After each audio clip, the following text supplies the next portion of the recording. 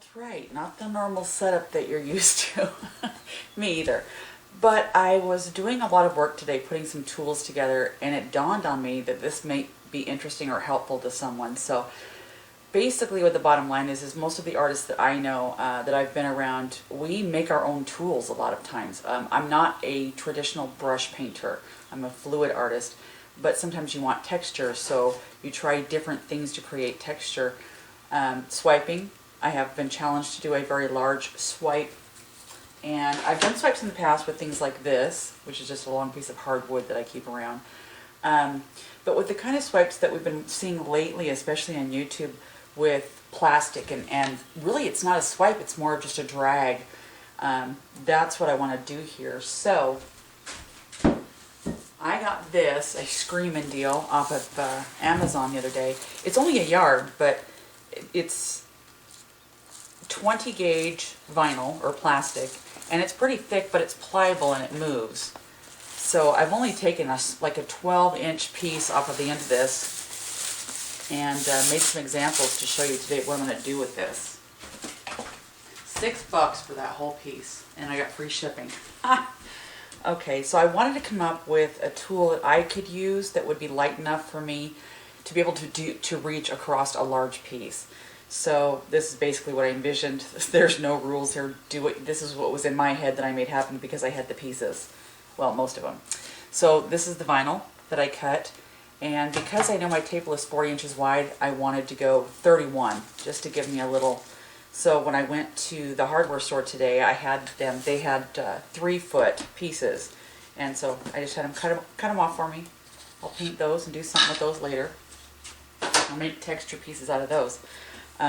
So I wanted something that I could just sandwich the vinyl in between, and I thought, you know, it would be cool if I could set it up in a way that I could take it apart and put it back together so that I could have different kinds of drag materials as far as different textures. I'll get to that in a minute. So what I did was I basically put these together and then used my blue tape, taped them both together really good so that they were really in line and not all janky. I even did this for myself, where you can see where the little diamonds line up. That's more for me because I did not measure where these holes went. I just kind of taped them up, said, yeah, I want a hole there and a hole there, and drilled a 1/4-inch hole. So that way I've got a little bit more space to work with here, and I can take these out and come and grab a new different I don't know, texture, something like this where maybe it's doubled up and you get more of a balloon effect as you pull it across, or something like this. I just did this with some scissors, just some directional cuts, and if you pulled that across the paint, what would it do? And I hope you can see these really well. I'm trying to stretch them out so you can. Here's a fun one that I thought of, and I hope you can see that. I just used one of these little hole punchers and put a bunch of holes randomly in the bottom of a piece. Now these are big enough for me to use by hand on some 12-inch canvases, which I will probably do after the big one. But I have been challenged to do a big swipe or drag or whatever you want to call it. And it's going to be on this piece here, and it's underneath all of this, and this is going to be what I'm going to be using to do the swipe. So I'm just going to do a straight edge swipe today, nothing fancy. I was going to grab one of my new ones and try them, but I thought since I've never even tried this tool out yet, it would be best if I just, you know, go with the straight edge and see what happens.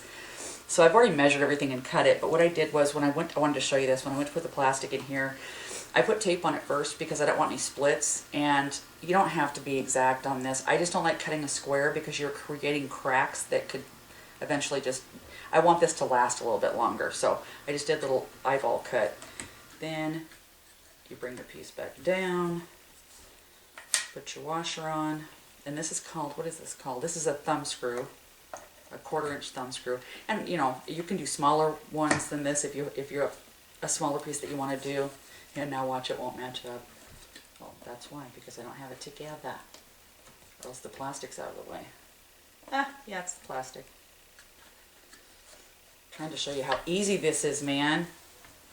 So obviously it's a piece of cake. There we go. And then I use the butterfly on the back to keep it sandwiched in there and tight. Now I got this wood, it's just poplar, that I got at the local hardware store because it was cheap and it was light.